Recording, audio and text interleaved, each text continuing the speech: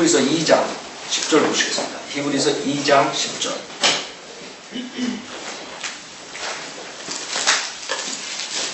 히브리서 2장 10절. 만물을 자신을 위하여 또 자신에 의하여 존재하게 하신 그분께서 많은 아들들을 영광에 들어가게 하시려고 고난들을 통하여 그들의 구원의 대장을 온전하게 하신 것은 당연하도다. 자, 여기서 우리 9절부터 예수 그리스도 마지막 아담에 대해서 지금 보는 것이 8절까지는 아담, 첫째 아담, 그 아담의 죄로 인해서 만물이 그에게 복종하지 못한다로 8절이 끝나요. 그래서 그 만물을 복종시키기 위해서 결국에는 마지막 아담, 예수님께서 나타나신. 그래서 예수님이 오셔서 회복을 시키는 거죠. 죽음의 고난에 대해서 9절에서 봤어요. 그 죽음을 맛보기 위해서 오셨다. 10절에 그분께서 많은 아들들을 영광에 들어가게 하시려고 주님은 이 세상의 모든 사람을 위해서 죽음을 맛보신 것이에요. 9절에 모든 사람, 갈빈주의자들이 말한 것처럼 예정된 사람들만 아니라 선택된 사람들만 아니라 모든 사람들을 위해 죽음을 맛보셨는데 그 중에 영광에 들어가는 것은 아들들이 예수 그리스도를 믿는 자들, 그렇죠? 그 다음에 예수 그리스도를 통해서만이 영광에 들어가는 거예요. 그래서 9절하고 10절하고 차이가 있다는 것이 많은 아들들을 영광에 들어가게 하시려고 고난들을 통하여 그들의 구원의 대장, 구원의 대장이 예수님이라. 특히 여기서 구원의 대장이라고 했어요. 그것은 실질적으로 여호수아 대장처럼 그러한 앞으로의 그 이스라엘 백성, 환난 성도, 그 이스라엘의 회복, 그 안식으로 들어가는 그 대장을 통해서 안식으로 들어가는 그런 모습을 볼 수 있어요. 구원의 대장을 온전하게 하신 것은 당연하다 그랬어요. 자, 여기서 그 온전하게, 퍼펙이라는 단어를 쓰는데 여기서 퍼펙하게 되는 것이 당연하다. 그럼 퍼펙하지 못했다는 소리. 그럼 퍼펙이 만약에 죄가 없는 sinless라고 번역이 되면 성경에서 말이 안 되는 거예요. 왜냐하면 주님께서 죄가 있으신 분이에요. 그럼 죄가 있었는데 죄가 없어진 거예요. 그래서 여기서 perfect이라는 단어는 complete, 완성이라는 뜻을 가지고 있는 거예요. 완성. 성경에서 perfect이라는 단어가 나와요. 자, 그러면 주님께서 왜 온전하게 되셨나요? 무엇을? 고난을 통하여라고 그래요. 고난을 통하여. 그래, 고난을 통하지 않았으면 온전하게 되지 못하셨다. 이 말이죠. 그래서 5장 8절에 보면, 히브리서 5장 8절에 보면, 히브리서 5장 8절, 그가 아들이면서도 고난 받은 일들로 순종을 배워서 그 성육신 하기 전에도 하나님 아버지 아들 성령 그 이터너티에서 영원 세계에서 주님께서 하셨지만 이것은 뭐예요? 이 성육신 하신 다음에 사람으로서 인자로서 순종을 말하는 거예요. 그래서 그 순종을 배우셔야 돼요. 왜냐하면 이 사탄은 굉장히 교만하고 건방져요. 하나님한테 항상 대적해요. 그래서 주님이 육신의 몸으로 있고 나타나기 전에는 사탄은 지속적으로 하나님한테 시비를 거는 것이죠. 뭐라고 시비 거냐면 당신이 어떻게 저 인간들의 그 육신을 입은 인간들에 대해서 아느냐, 고통을 아느냐. 당신이 어떻게 인간들이 그 율법에서 살아나는 그것을 아느냐. 그 죄에 대해서 아느냐. 그렇게 도전하는 거예요. 하나님 사실 모르잖아. 하나님 실질적으로 육신의 몸으로 오시지 않았단 말이에요. 그때는 하나님께서 육신의 몸으로 오셔가지고 그 인간들이 겪는 모든 템프테이션 그걸 다 시험을 받으신 거예요. 그래가지고 그것을 이겨나가셔가지고 퍼펙하게 되신 거예요. 지금 그걸 말하는 거예요. 사탄은 지속적으로 하나님을 대적해요. 그렇기 때문에 주님께서 의롭게 되시는 것이에요. 육신으로 오셔서 십자가에 죽으심으로써. 그게 없으면 사탄은 지속적으로 항일할 거예요. 그 다음에 인간들도 구원해 줄 수가 없어요. 공의롭지 못하는 하나님이라고 그러는 거예요. 무조건 구원해 주면. 그러나 그 핏값을 치러야 돼요. 누가 본인 자신이 죄가 없으신 분이 지금 그것에 대해서 지금 얘기를 합니다. 그래서 8절에 그가 아들이면서도 고난 받은 일들로 순종을 배워서 온전하게 되심으로 그랬죠. 그래서 그 고난을 통해서 주님께서 순종을 배우시고 그 순종을 배워서 완성하신 거예요. 무슨 말인지 알아요? 그 십자가까지 가신 거예요. 주님께서 순종하시기 때문에 가신 거예요. 주님이 거기서 거절할 수도 있는 거예요. 그래서 사탄은 지속적으로 주님한테 유혹을 하는 거죠. 주님이 처음 그 광야에서 시험 받을 때 그것을 하는 거예요. 계속적으로 유혹하고 십자가에서 지속적으로 유혹하는 거예요. 그 하나님의 십자가의 구속사역을 망가뜨리기 위해서. 그 구절에 온전하게 되심으로 자기에게 순종하는 모든 사람에게 영원한 구원의 근원이 되셨고, 이제 그래서 우리가 구속을 받을 수 있는 거죠. 그래서 이런 것들에서 우리가 퍼펙이라는 단어가 나온대요, 성경에서. 그래서 여러분들이 퍼펙 그러면 죄가 없다. 그게 아니라, 그래서 여러분들이 그걸 알아야 돼요. 그 다음에 그것뿐만 아니에요. 사탄은 지속적으로 그 십자가에서까지 도전을 했죠. 그래서 골로새서 2장에 보면 주님께서 말씀하시기를, 골로새 2장 14절에 보면 우리를 거스리고 우리를 대적한 손으로 쓴 법령을 지워버리고 또 그것을 그의 십자가에 못 박아 없애셨으며 정사와 권세를 벗겨내어 그것들을 공개적으로 나타내시고 십자가로 그들을 이기셨느니라. 이 공중의 권세라면 그 악한 세력을 이기셨다는 거죠. 물론 공개적으로 나타내고 십자가의 그 죽음으로써 그 고난을 순종함으로써 주님이 안 죽었으면 끝나는 거죠. 그렇죠? 사탄은 지속적으로 그것을 방해합니다. 그때 이사야서 50장에 보면, 시편이 아니라 이사야서 50장에 보면 주님께서 예언을 하셨어요. 그것에 대해서, 십자가 사건에 대해서 얼마나 고통을 받고 얼마나 사탄으로부터 유혹을 받느냐. 그때 하나님께서 어떻게 이것을 물리치시느냐. 그게 이사야서 50장에 벌써 말씀해 주셨어요. 이사야서 50장에 보면은, 그렇기 때문에 여러분이 이 십자가에서 있었던 일은 사실 우리 인간으로서 겪지 못한, 특히 하나님으로서 그런 엄청난 시련을 겪으신 거예요. 그것을 사탄이 방해하려고 했죠. 이사야서 50장 5절에 보면 하나님께서 나의 귀를 열어주셨기에 내가 거역하지도 아니하고 뒤로 물러서지도 아니하였도다. 주님께서 그 아버지한테 순종했다는 거예요. 그쵸? 자, 여러분, 귀를 열어준다는 건 구약에서 그 종들이 주인한테 복종하는 그 상징이죠. 자, 그 종으로서 그 순종을 하시겠다. 거역하지도 아니하고 뒤로 물러서지도 아니하였도다. 오늘 6절에 내가 치는 자들에게는 내 등을, 머리카락을 뽑는 자들에게 내 뺨들을 맡겼다. 십자가 사건이에요. 십자가 사건. 벌써 몇천 년 전에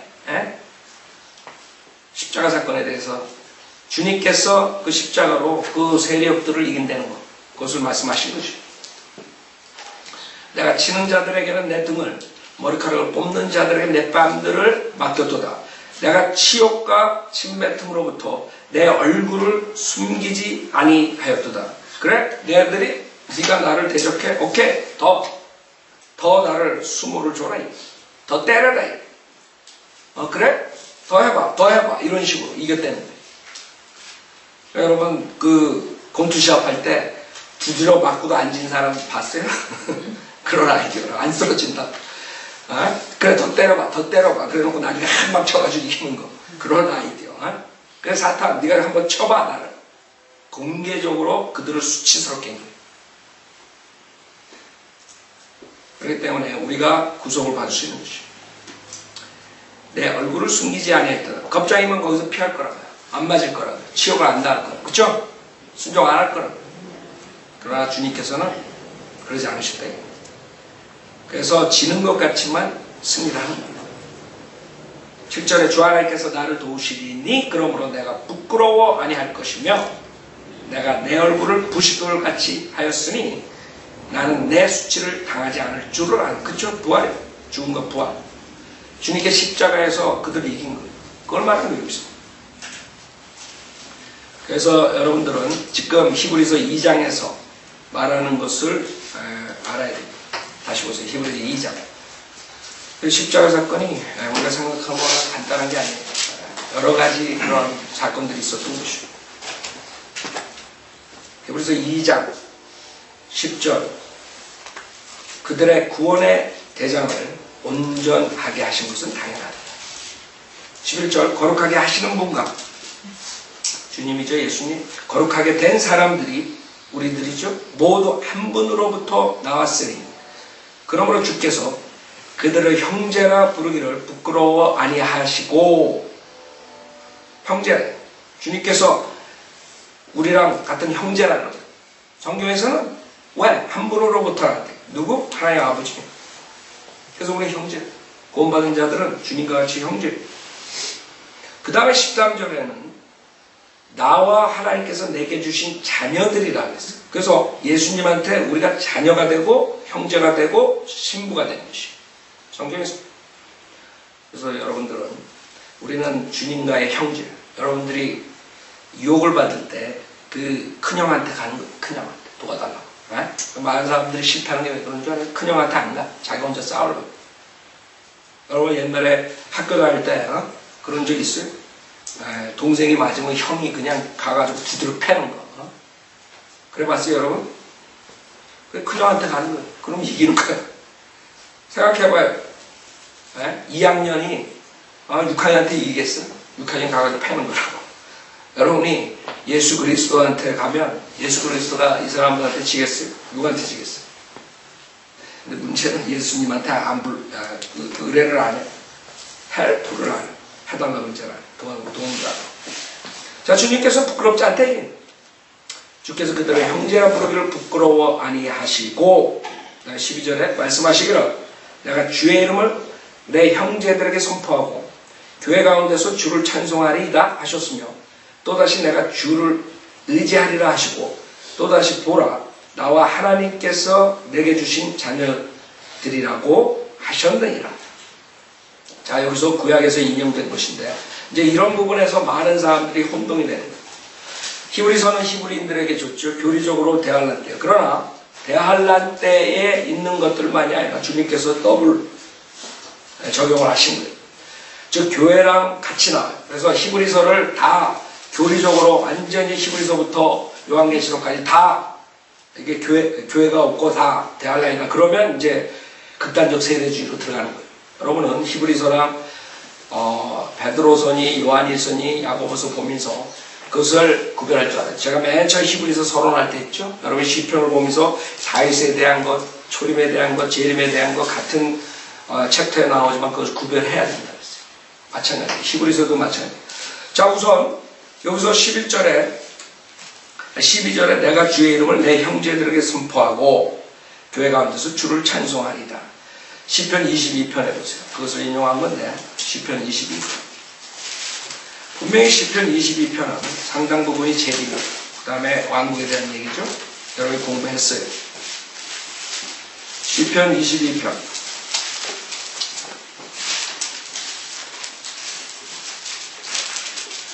시편 22편.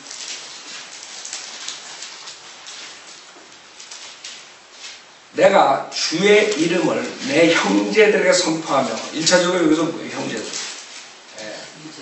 여기서 주이시리라. 그러면서 회전 가운데서 내가 주를 찬양하리이다 그랬어요.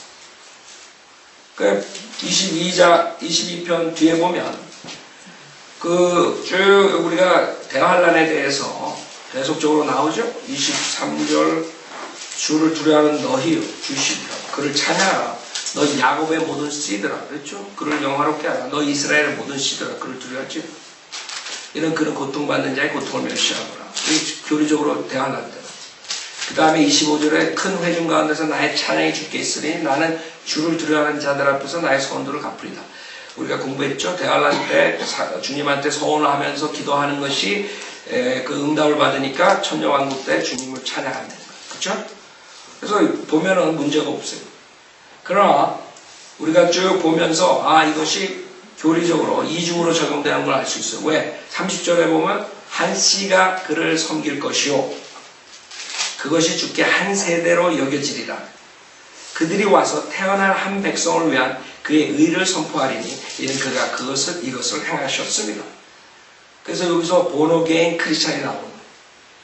그래서 주님께서는 구약을 보면은 그 다음에 신약을 여러 번 보면서 신약에서 구약을 인용할 때 두 군데 다 적용이 될 수 있는 교회 시대에도 그것이 해당될 수가 있고 그 다음에 대환란 천년왕국 때도 해당이 될 수 있는 무리가 없는 거예요.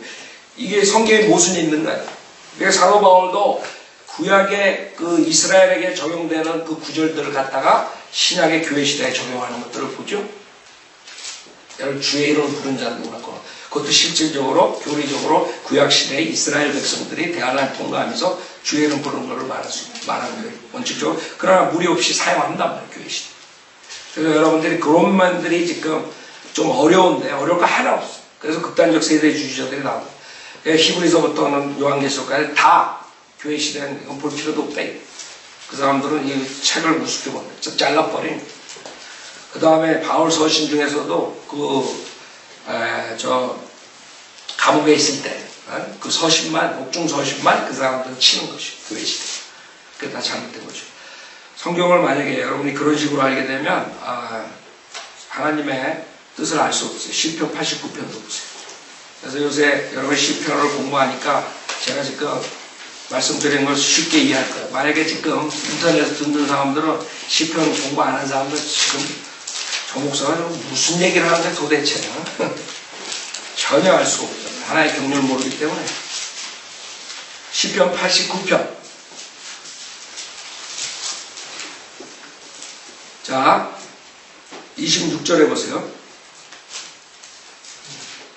시편 89편 26절. 그가 내게 부르짖기를 주는 나의 아버지시오 나의 하나님이시며 내 구원의 반석이시라 하리라. 내가 또 그를 나의 장자로 삼고 지상의 왕들보다 더 높게 하며 그를 위하여 나의 자비를 영원무궁토록 간직하고 그와 더불어 나의 언약을 굳게 세우리라. 주님이라고 분명히 지상의 왕들보다 더 높게 하며 천년왕국이라. 그렇죠?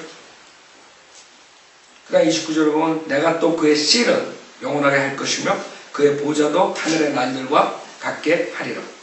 만일 그의 자손이 내 법을 버리고 나의 명령들대로 행하지 아니하며 자 보세요. 여기서 삼중적이에요. 다윗에 대해서 얘기하면서 역사적으로 예수 그리스도에 대해서 얘기하면서 다윗의 씨 그 다음에 우리 크리스찬 거기까지 연결돼요. 그러니까 여러분은 성경을 그냥 리밋할 수가 없는 것이에요. 하나님께서는 한 구절을 가지고 신약에 와가지고 여러 구절을 다 사용하실 수 있는 거예요. 무리가 없어요. 만약 그 자손이 내 법을 버리고 나의 명령들대로 행하지 아니하며 1차적으로 역사적으로 다윗의 자손들 말하는 거 아니에요. 그렇죠? 그러니 크리스천에 적용해도 문제가 없는 거예요. 31절 그들이 내 규례들을 어기고 나의 계명들을 지키지 아니하며 내가 막대기로 그들의 젓가를 다스리며 채찍들로 그들의 죄악을 다스리리라. 뭐예요? 우리 신약 성도들 구원을 잃어버리지 않는다는 영혼의 보장이에요. 영생의 보장. 그렇죠? 그러나 내가 나의 자애를 그로부터 완전히 거두지는 아니할 것이요 나의 신실함도 약해지지 아니하며 내 언약도 깨트리지 아니할 것이요 내 입술에서 낸 것도 변경시키지 아니하리라. 내가 나의 거룩함으로 한 번 맹세한 것은 다윗에게. 봐요. 역사적으로 다윗하고 그의 씨들에 대한 얘기가 이스라엘. 솔로몬을 통해서 쭉 나오죠. 그러나 여기서 다윗은 예수 그리스도의 타입이며 그 다음에 다윗의 자손들, 이런 씨들 이런 게 나오는데 여러분들이 크리스찬 그의 씨가 영원히 지속될 것이요 그의 보좌는 내 앞에 태양 같으리니 그것이 달과 같이 하늘에 있는 신실한 증인같이 영원히 견고하게 서리라. 다윗의 씨로서 등장하는 주님께서 그 다윗의 보좌에 앉으신다고. 그래서 여러분들이 이런 거를 모르게 되면 그냥 한 군데만 적용하게 되면 답이 안 나오고 이사야서도 마찬가지 53장도 퍼펙하게 우리가 교회 시대의 그 피에 대해서 십자가의 보혈에 대해서 볼 수 있다. 그러나 거기에만 한정된 게 아니에요. 이스라엘 백성들도 베네핏이 있는 것이에요.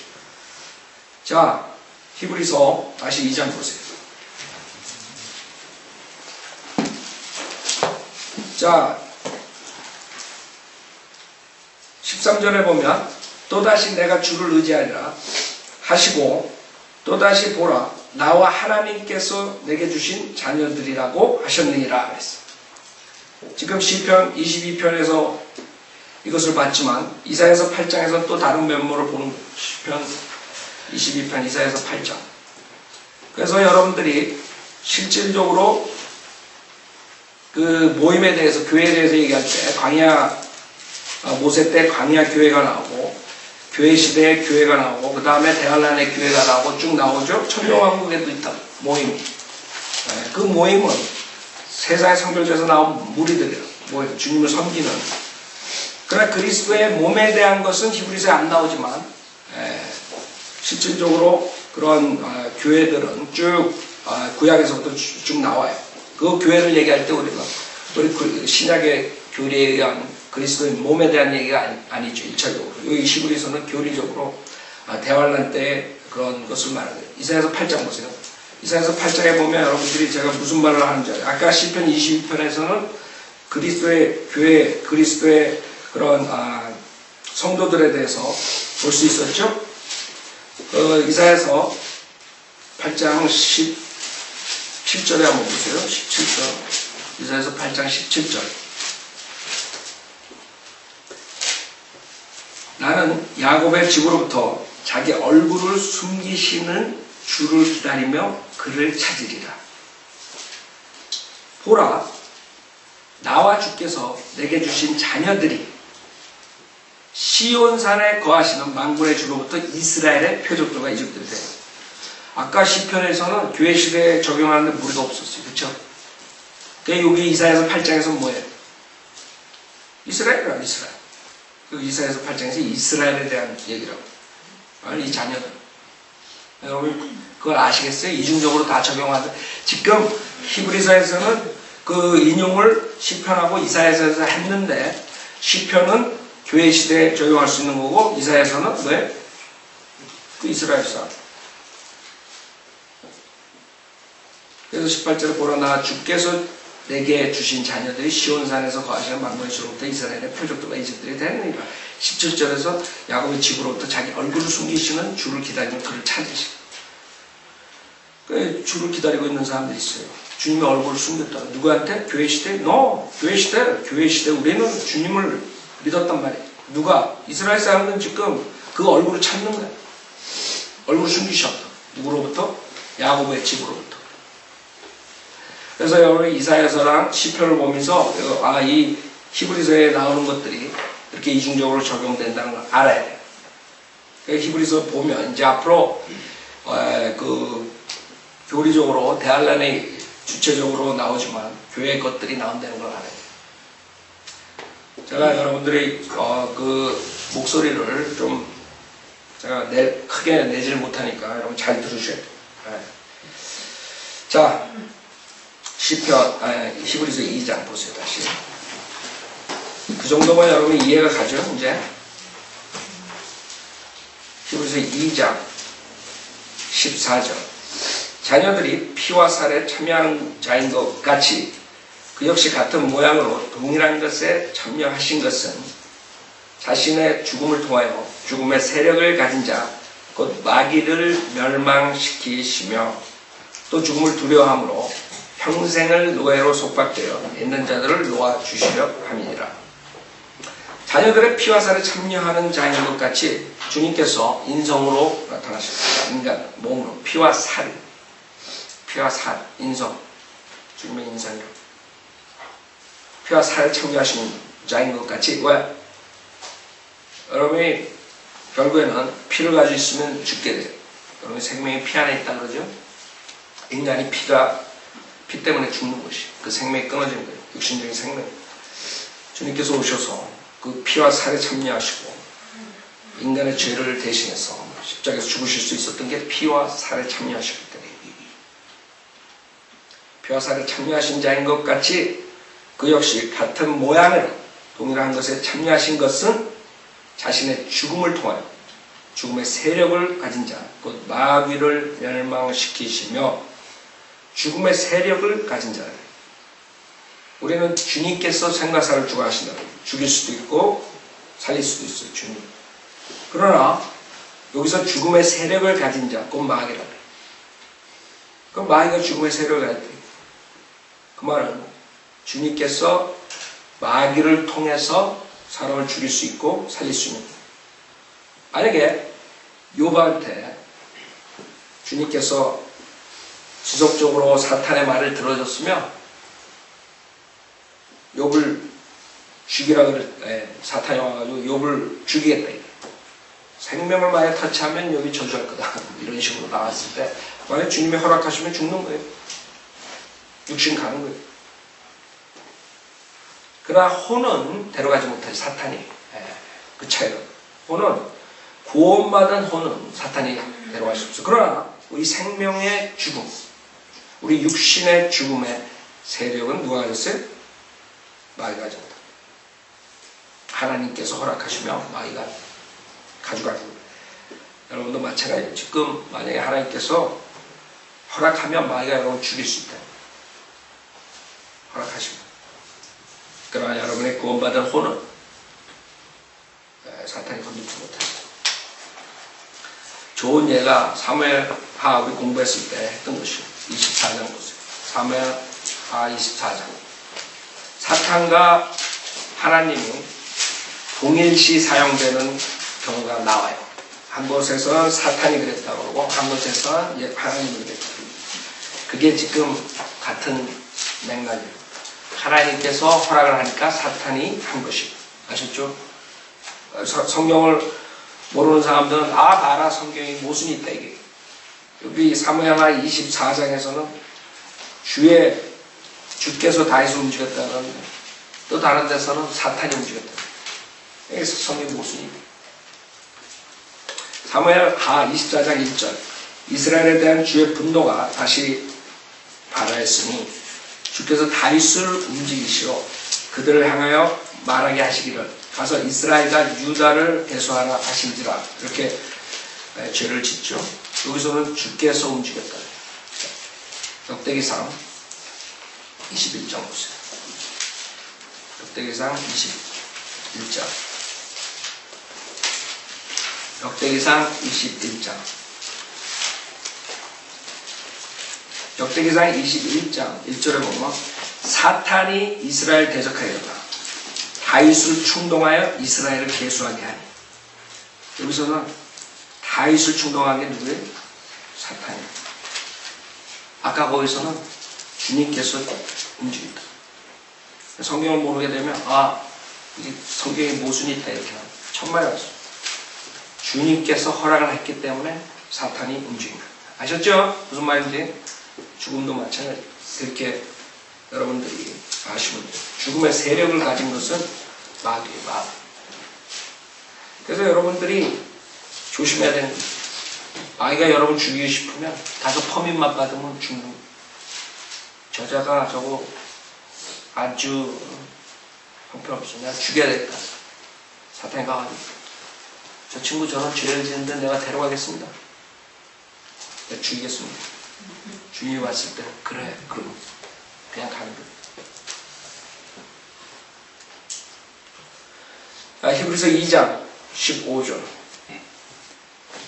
또 죽음을 두려워함으로 평생을 노예로 속박되어 있는 자들을 놓아주시려 합니다. 그렇죠? 인간은 그 구속을 받지 못하면 죽음을 두려워해요. 특히 구약에서는 모두가 다 죽음을 두려워했던 거예요.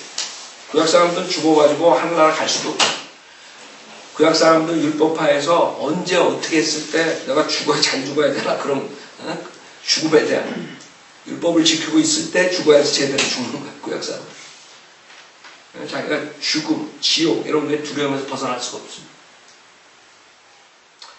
그것을 주님께서 해결해 주시기 위해서 오신 거예요. 그 죽음을 두려워하고 평생을 노예로 속박돼. 그렇죠? 여러분 노예생 죄에 대한 노예, 그 죽음의 두려움에 대한 노예, 뭐 속박돼 있다. 인간들은 구속되기 전에 노예로 속박되어 있는 자들을 놓아주시려 합니다. 16절 이는 주께서 진실로 천사들의 본성을 입지 않으시고 천사들의 본성은 영이라 영.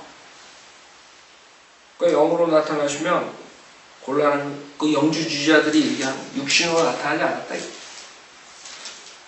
그러니까 육신으로 나타나셨다. 영으로 오신 거예요. 주께서 진실로 천사들의 본성을 입지 않으시고 아브라함의 씨를 입으셨습니다. 아브라함의 씨로 주님께서 성령으로 잉태하셨지만 마리아에게서 나온 마리아 아브라함의 그 조상을 가진 마리아에서 나온 거예요. 아브라함의 씨를 입으셨습니다.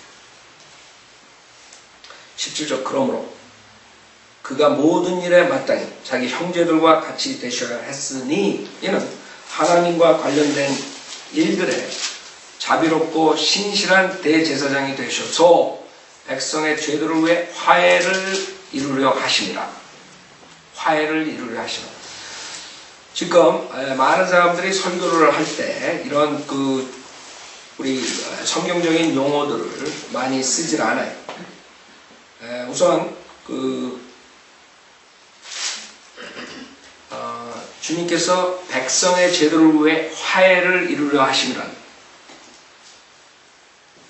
여기서 reconciliation이라는 단어를 쓰는데 영어로 우리 한국말로는 그게 나오지 않는데 영어는 이 구속하고 관계된 것들이 거의 다 ION으로 속해요. 지금 여러분들이 영어 목사들을 설교를 하는 거 보면 바이오빌리버 외에 다른 사람들은 절대로 그런 것들을 쓰질 않아요. 그 말은 지금 설교자들은 성경대로 믿는 설교자들이 아니라는 것이요. 성경엔 그것이 ION으로 끝나는 그런 용어들이 다 구속 사역에 관계된 것이에요. 히브리서 우리가 몇 가지를 보면 예를 들어서 닥터락만 주석서인데 예를 들어서 구원도 salvation, ION 그렇죠? 그래서 그 모든 것들이 차이가 있다는 거예요. 예를 들어서 구원이란 말 일반적인 광의의 개념으로 구속, 중생, 의롭게 된, 정가, 양자된, 거룩하게 된, 화목, 화해 등의 의미를 포괄하여 사용된 일반적으로 죄인이 예수 그리스도를 믿을 때 그의 혼이 구원받지 지옥에 가지 않게 되는 것을 말할 때 사용합니다. salvation, 즉 혼이 구원받는 그 다음에 구속, redemption, ION. 구속은 죄인이 노예 상태에 있었는데 하나님께서 값을 치르고 사셨다는 뜻이다. 우리는 예수 그리스도의 죽음으로 완전히 값이 지불되어 속박에서 풀려나 자유롭게 된 것이다. 그 다음에 중생, regeneration, ION. 이것은 거듭남, 새로운 출생, 두 번째 출생 등을 의미한다. 중생이란 성령에 의해 옛사람 안에 새 사람이 창조되는 것을 말한다. 그래서 그는 새 사람이라 불리게 된다. 한 죄인이 거듭날 수 있는 유일한 길은 성령의 능력에 의해서는 그 다음에 imputation, 전가라는 용어는 누군가에게 무엇을 넘겨주는 것 혹은 어떤 것을 누군가의 계좌에 넣어주는 것이다. 성경에서 이 단어는 하나님께서 죄인의 죄를 다른 누군가에게 넘기시고 다른 누군가의 의를 그 죄인에게 넘기시는 법률적인 행위를 말한다. 그렇죠? 우리 전가를 통해서 주님의 의를 우리가 부여받는 것이죠.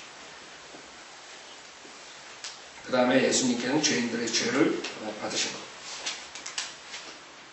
그 다음에 칭의, justification, 이렇게 된다는 거죠. 이 용어는 죄인이 자기에게 전가된 예수 그리스도의 의를 신뢰할 때 하나님께서 그를 의롭다고 선언하신 하나님의 법률적 행위를 말한다. 그렇죠? justification. 여러분 법정에 섰을 때 의로운 사람, 의인. 그 다음에 화목제물, propitiation. 여러분 화목제물은 범죄한 부분에 대해 노여움을 푼 특별한 보상을 말한다.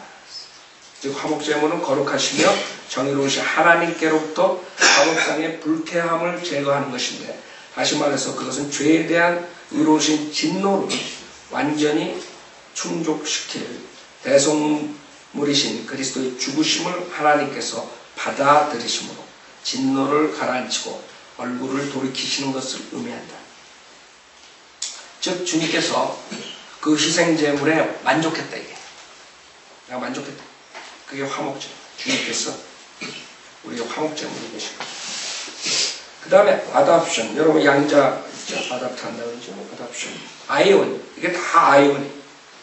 양자되면 죄인이 하나님의 가족의 일원으로 선포되는 법률적인 행위로 죄인의 변화된 지위를 보여준다. 그 다음에 sanctification, 성화, 거룩하게 됨. 이게 다 아이온. 성화는 하나님에 의해. 우리 이제 한국말로 설교할 때는 그냥 여러분 그걸 채지 못했죠. 그러니까 이게 만약에 영어로 설교하려면 이런 언어들이 계속 나와야 되잖아요. 우리가 한국말 설교할 때 구원, 구속, 중생, 정가, 화목제물, 거룩함 이런 거에 대해서 계속 얘기를 하잖아요. 그러니까 여러분들 그냥 서인도로 믿는 사람들은 그 당연하게 듣지만 지금 세상에 영어 사역하고 설교하는 사람들 입에서 이런 말 많이 나와요. 여러분 TVN 들어보셨어요? 이런 말 나와요? 잘 안 나오죠. 그냥 뭐 예수님을 우리가 본받아야 된다. 예수님을 우리 개인의 구주로 받아들여야 된다. 뭐 이런 것들만 나옵니다. 이런 말들이 안 나와요. 성경적인 용어들이 다 사라져버립니다.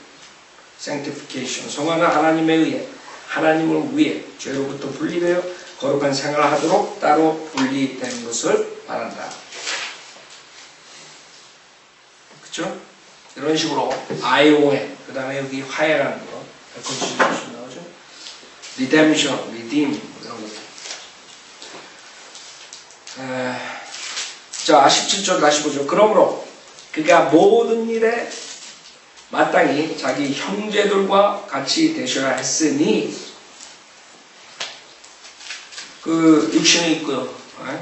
나타나시고 그 다음에 그뿐만 아니라 인간의 그 모든 그 유혹과 고통 그런 것들을 다 겪으셔야 됐어요. 이는 하나님과 관련된 일들에 자유롭고 신실한 대제사장이 되셔서 구약의 대제사장들이 있죠. 주님 섬기는 자들. 그러나 그 완전히 구속을 하시고 완전히 화해를 이루신 분은 예수입니다. 대제사장으로 오셔서 백성의 죄들을 위해 화해를 이루려 하시니라. 18절 그가 이 일에 친히 시험을 받아 고난을 당하셨으므로 시험 받는 자들을 능히 도와주실 수 있느니라. 우리 18절 다음에서 이 시험의 템프테이션에 대한 거는 좀 시간이 걸리니까 여기서 마치겠습니다. 18절 다음에.